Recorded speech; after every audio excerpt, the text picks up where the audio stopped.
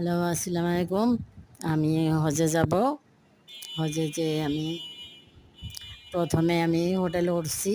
উইঠা ওখান থেকে আমি বেরিয়া আ রাত্রিবেলা রাত ২টা-৩টার দিকে আমি যাব, হজ করতে যাব। ওখান থেকে আমি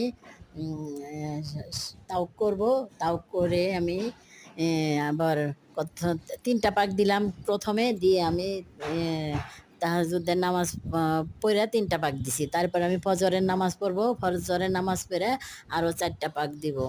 দিয়ে আমি ওখানে ২ রিকাত নফল নামাজ পড়ব। ২ রিকাত নফল নামাজ পড়ে আমি ওখান থেকে তারপরে আবার যাব আমি সাফা মারওয়া। সাফা মারওয়া যেয়ে আমি ওখানেও ৭ পাক দিতে হয়। ৭ পাক দিতে অনেক সময় লাগে। তারপরে ওখান থেকে আমি 7 পাক দিয়ে আসব। এসে আমি বাসায় আইসা চুল কাটতে হয়। চুল কাইটা-টাইটা তারপরে আমি গোসল করে তারপর খাওয়া-দাওয়া করব। তারপর ফজর নামাজ পড়ব। আসসালামু আলাইকুম গাইস। আপনারা লাইক দিবেন, সাবস্ক্রাইব করবেন, দোয়া করবেন।